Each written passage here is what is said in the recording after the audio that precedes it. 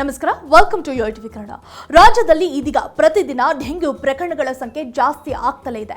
ರಾಜ್ಯದಲ್ಲಿ ಡೆಂಗ್ಯೂ ಪೀಡಿತರು ಪ್ರತಿದಿನ ಆಸ್ಪತ್ರೆಗಳಿಗೆ ತೆರಳಿ ಚಿಕಿತ್ಸೆಯನ್ನ ಪಡೆದುಕೊಳ್ಳುತ್ತಿದ್ದಾರೆ.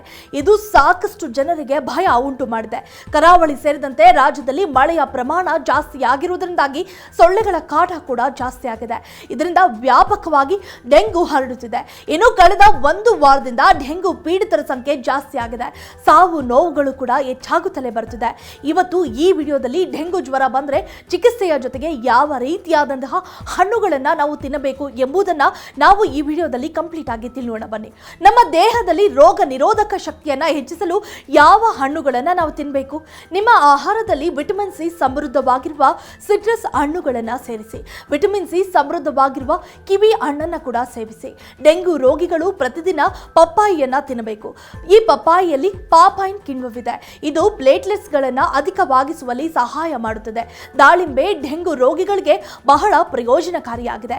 ಇಷ್ಟೇ ಅಲ್ಲ, ನೀವು ಡೆಂಗು ಅಥವಾ ಇತರ ವೈರಲ್ ಸೋಂಕುಗಳಿಂದ ರಕ್ಷಣೆ ಪಡೆಯಲು ಬಯಸಿದ್ರೆ ಮಳೆಗಾಲದಲ್ಲಿ ದೇಹವನ್ನ ನಿರ್ಜಲೀಕರಣವಾಗದಂತೆ ನೋಡಿಕೊಳ್ಳಿ. ಅದಕ್ಕಾಗಿ ಪ್ರತಿದಿನ ಎಳೆನೀರನ್ನ ಕುಡಿಯಿರಿ. ವಿವಿಧ ಅಧ್ಯಯನಗಳ ಪ್ರಕಾರ ಕಿವಿ ಹಣ್ಣು ಡೆಂಗು ಜ್ವರದ ಮೇಲೆ ಬಲವಾದ ಚಿಕಿತ್ಸಾಕಾರಿ ಪರಿಣಾಮವನ್ನ ಹೊಂದಿದೆ. ಇದು ಆರೋಗ್ಯಕರ ಕೆಂಪು ರಕ್ತ ಕಣಗಳ ಉತ್ಪಾದನೆಗೆ ಮತ್ತು ಸೋಂಕಿನ ವಿರುದ್ಧ ಪ್ರತಿರೋಧಕ ವ್ಯವಸ್ಥೆಯನ್ನ ಬಲಪಡಿಸಲು ಸಹಾಯ ಮಾಡುತ್ತದೆ. ಕಿವಿ ಒಂದು ಅದ್ಭುತ ಹಣ್ಣಾಗಿದ್ದು ಇದರಲ್ಲಿ ಹೆಚ್ಚಿನ ಪ್ರಮಾಣದಲ್ಲಿ ವಿಟಮಿನ್ ಸಿ ಜೀವಸತ್ವವಿದೆ ಹಾಗೂ ಇದು ಸಾಕಷ್ಟು ಪ್ರಮಾಣದ ಫೈಬರ್ ಅಂಶವನ್ನು ಕೂಡ ಒಳಗೊಂಡಿದೆ.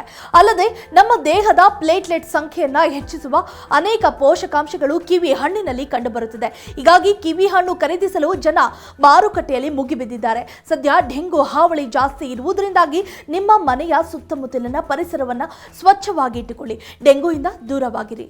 If you like this video, ಬೇಗ ಲೈಕ್ ಮಾಡಿ, ಕಾಮೆಂಟ್ ಮಾಡಿ, ಶೇರ್ ಮಾಡಿ ಹಾಗೂ ಯೋಯೋ ಟಿವಿ ಕನ್ನಡವನ್ನು ಸಬ್ಸ್ಕ್ರೈಬ್ ಮಾಡಿ.